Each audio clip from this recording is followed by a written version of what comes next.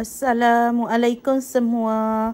Hari ni saya nak kongsikanlah cara saya buat gulai daging. Okey, jom kita tengok caranya.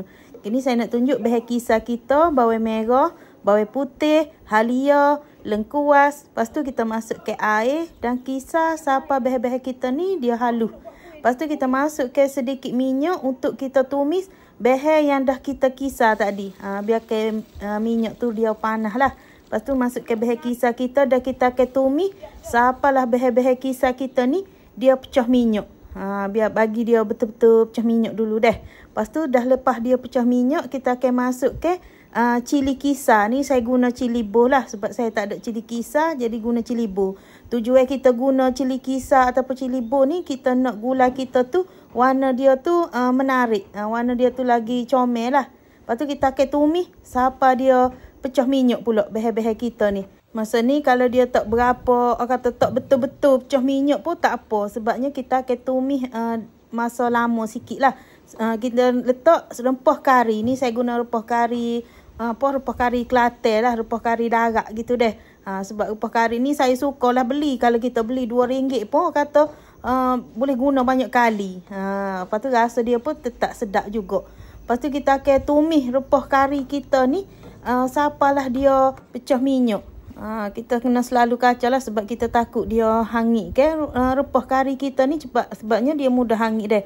Ni nampak dah kering tapi rempah kita tu masih belum pecah minyak.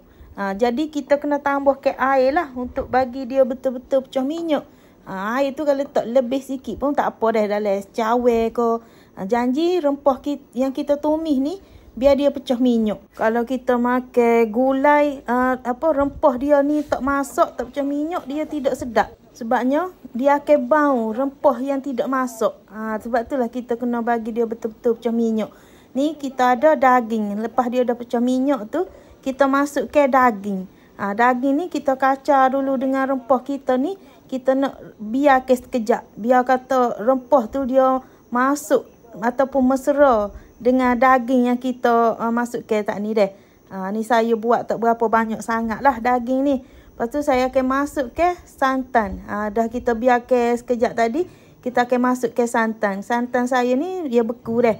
Ni dalam RM3 lah santan saya ni. Dulu sebelum santan tu mahal, RM2 pun dah cukup dah untuk buat gulai. Tapi sekarang ni santan mahal, jadi orang kata beli RM3 lah. Ngam-ngam lah dengan gulai yang saya nak masak ni. Lepas tu ni kita biarkan dulu deh. Saya nak biarkan santan kita ni biar dia mendidih dulu. Ni. Sambil saya kacau lah. Sebabnya kalau kita masak gulai ni, kita kena selalu kacau. Sebab tak usah gulai kita tu dia pecah minyak. Pecah minyak maksudnya santan kita tu dia berketul. Ni nampak tak? Kalau kita tak kacau, dia akan berketul. Dia jadi kata kita makan gulai kita tu dia tidak sedap. Jadi kita kena selalu kacau. Lepas tu api tu guna api yang perlahan supaya dia tidak meruak. Ni saya tambah ke asam keping. Dalam keping. Kalau buat gulai ni memang wajib lah letak asam keping. Kata ada asam keping, awak letaklah asam Jawa. Untuk rasa, kata balance rasa. Sebab gulai ni kita akan letak, kata garam, letak gula. Sebab tu kita nak letak asam keping dah. Kalau gulai Kelantan ni biasalah laki letak gula. Yang akan rasa sedikit manis. Atas cita rasa masing-masing. Tapi bagi saya sedap lah gulai tu ada rasa. Ada rasa masing, ada rasa manis, lemuk tu biar cukup dah. Kalau kita buat gulai gini, dia kena masak lama. Biar kita tengok sampai naik minyak tu. Ni saya masukkan lada solok. Macam kalau awak buat gulai daging gini, awak kena letak bahan-bahan sayur. Macam saya ni, saya letak lada solok. Sebab aroma lada solok tu dia wangi. Kalau awak tak ada lada solok, awak letak kacang panjang ataupun letak terung. Boleh. Dia macam rasa dia seakan-akan gulai dacar. Kalau awak macam tak letak bahan-bahan kata sayur tadi, dia sedap juga. Tapi kalau kita letak tu, dia lebih sedap. Ni gulai kita ni sudah pun masak. Jadi saya nak hidangkan lah deh. Lebih kurang gini lah awak tengok gulai daging yang kata simple tapi rasa dia tu sedap. Ni kalau kita panaskan lagi, dia akan lagi sedap gulai kita ni. Tapi ni masak ni saya dah kata terus nak makan lah deh. Bau gulai daging ni memang sangat sedap. Dia tak sama dengan gulai gulai kawah. Macam kita nak buat gulai daging gini ke. Kalau boleh jangan kata guna daging sepenuhnya.